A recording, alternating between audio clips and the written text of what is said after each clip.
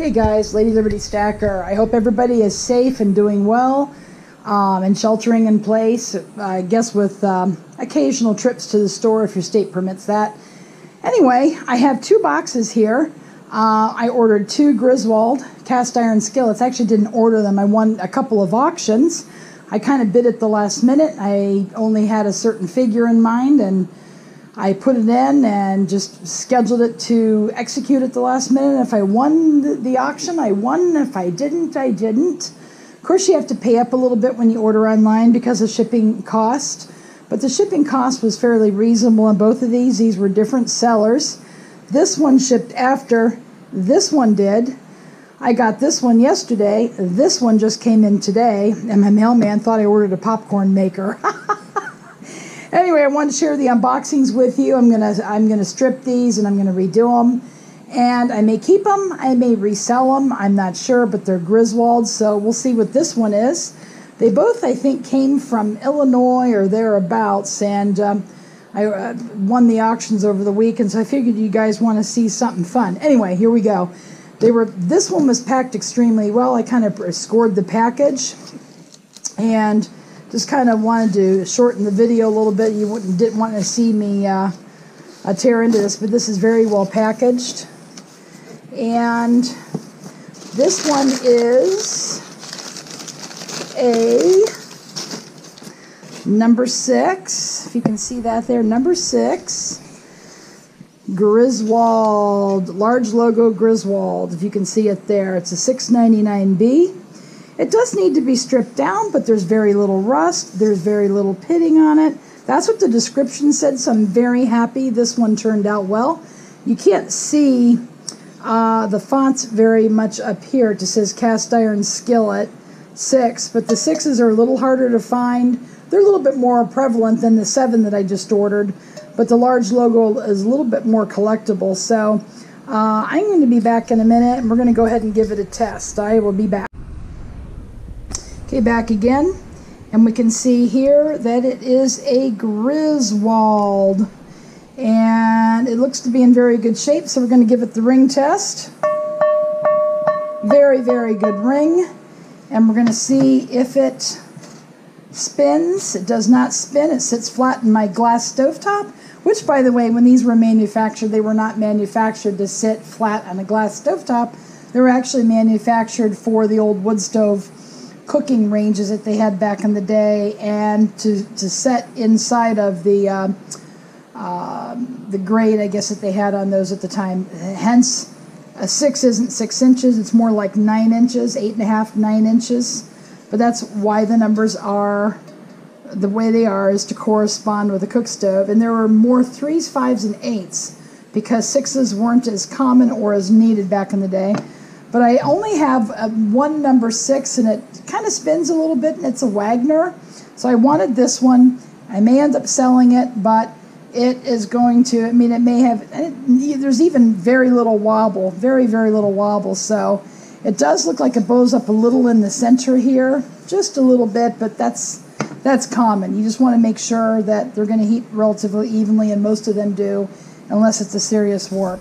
Okay, we're going to go take a look at the other one now. Okay, I'm back again with the other one, and this one was packaged differently. It was a big box, a lot of paper. Now, one thing about paper when you pack, I use bubble wrap and shrink wrap, and I put it into a similar type box, priority mail box, and they've always shipped very well. So there's no right or wrong way to pack. You just have to make sure to protect the skillet in transit. This one looks like it's protected. He has some foam, styrofoam around. You can see that there. And styrofoam. And actually I can kind of use this to repack in the future. So I'm very impressed with the packing job. I'll leave the rest in. There's my invoice in there. So we really don't want to deal with that.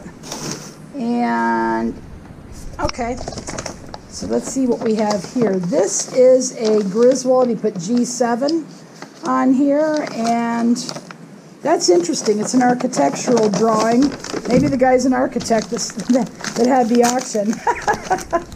That's kind of funny. You know, use whatever you're going to use. Maybe he works for an architectural firm. But this one is a 7, a little bit bigger than the 6 and a little bit more valuable because they are more, they're not rare, but they're less common than, oops. Yeah, that looks pretty good. You can't see the 7 there. It's got a little bit more rust, but it seems to be okay. It's just, you know, and this is the way I like to buy them. I like to buy them this way. And it's got a bunch of crud on the back, but you can definitely see it's a Griswold. It's a 7. Probably says cast iron skillet on the top and Erie, PA.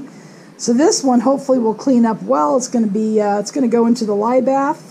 And we're going to put it in there for a couple of days at least. Give it a scrub up.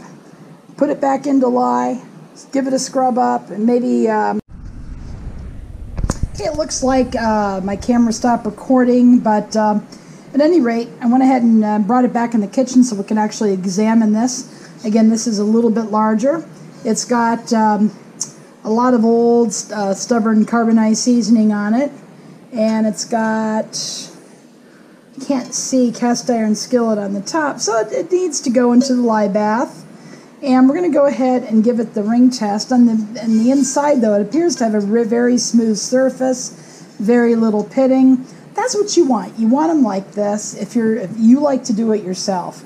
Now, granted, I paid up for a little bit on this because the 7s are harder to find in good bare bones condition, which this one appears to be. You won't know for sure until you get it into lye. But we're going to go ahead and give it the ring test. Go ahead and... seems to be okay. It rings. And we're going to go ahead and give it the spin test. Doesn't spin much. We're going to give it the wobble test. It has a slight wobble, I would venture to say about 1/32 of an inch, which is very minute. Maybe one slip of printer paper would stop the wobble. It's not going to stop anybody from purchasing, but it basically sits flat.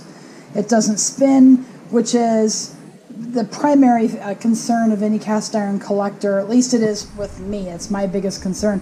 I sold one that actually had when you push the handle, it would actually spin probably between 1/4 and 1/3 of all the way around in a circle, and I still doubled my money on that one. So yeah, so it's in good shape. It was well packaged a little bit differently than the number 6. Number 6 is in real good shape. I actually paid the same for both of these. 2 different sellers. The shipping was exactly the same. I paid exactly the same. At first I thought they were the same seller, but they were different sellers. And this one is actually in better condition. It's going to be easier to restore because it doesn't have as much buildup on it. This one's going to take a little more work, but it's bigger and it's more collectible because it is bigger. And actually it's not quite as prolific as the number 6 Griswold. But not sure if I'm going to sell them or not. And if I sell them, I definitely should hope to double my money on them. But I'm going to enjoy working on them, and I can show you a video on that if you want to see it. Otherwise, I can give you the update on it. But one thing I forgot to say in the unboxing for this one, I was starting to talk about paper. You can very well use paper to package a skillet because paper actually is great for glassware. It's great for anything that could break. And cast iron can be broken. If it's not packaged right, these handles will crack, they'll come off, they'll break. And you've got to package it very well with paper all around. Paper absorbs all the knocking that shipping does when these skillets are shipped. And I stuff mine with a lot of paper, newspaper, things like that. It doesn't really matter as long as the skillet gets there in one piece, but you shouldn't be having the handle stick out the end of the box. Because I had ordered one of these last year, and the handle was sticking out of the box just a little bit. But luckily the skillet was okay, but they can be damaged if you ship these off to friends or if you sell them online. You got to package them right. Those both were very good. I'm going to go ahead and give the sellers my positive feedback because I like to get it myself as a seller. Stay tuned. In the next segment of the video, I'm going to show you the status of my number 8 Griswold. It's a small logo Griswold. But meanwhile, these beauties are wonderful. There they are. And we're going to go ahead and put them into lye, get the process going. So I will be back showing you the number 8 Griswold.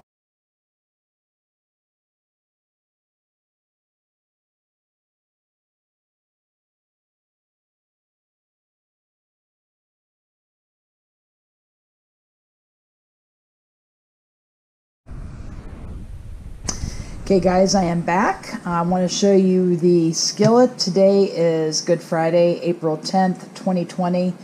And I finally pulled this out of the lye bath, put it into vinegar, put it back into lye, and just scrubbed it up. And it is, did that late last night and wanted to spray it down with some cooking spray, oil, just to protect it from flash rust because I have not seasoned it yet.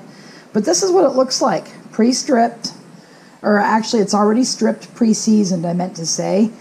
And it's very, very, very smooth, extremely smooth. It's flat, sits perfectly flat and level on my cooktop. And this is a small logo, Griswold, number 8. From Erie, PA, model 704. Actually, they made these, I think, from the 40s to the 50s, and because this says 704 on it without a B, a C, I had picked up one and sold it last year, and I think it was a 704Y. My thought is it was probably made later in the process. This one is probably one of the originals of this particular pattern, and when they made this with the small logo. But it's all ready to be seasoned. But I have to say that when you buy these, the toughest part is stripping them. Actually, the most crucial decision you can make is whether or not to pick it up. And you know, you just saw my unboxings of 2 skillets. They're sitting in the lye bath right now, and they actually are cleaning up really well. I'll be back with you when I'll show you the updates of those. But making a good buying decision, and it's much tougher online to do that when you can't see the skillet, you can't give it the ring test, you can't give it the credit card test and all of that. You have to rely on what the seller says. But I go on their feedback, I go on how many other skillets they sell, and basically make a judgment about what they say. And I fortunately made 2 good purchases on the skillets. This one was $18 at my local antique mall. Unfortunately, because we can't source, we can't go out, we can't do anything, I have to, if I'm going to get anything at all, I have to get it online. I don't think I'm going to find one of these at the grocery store. So the grocery store for sourcing cast iron right now is out. So that's the only way I can get anything right now, even for my own collection or for me to flip online. But this one is ready to be seasoned. I'm going to go ahead and season it up. I may do a video if you want to see it. And I'm also going to kind of throw in a couple of other skillets to give them another. If I'm going to use the oven and season this one, I'm going to go ahead and throw in a few other skillets that I have and give them another coat. Well, you're using the same oven, the same energy and time. I'm going to go ahead and do that. Maybe I'll do it without vocals and you can just see it.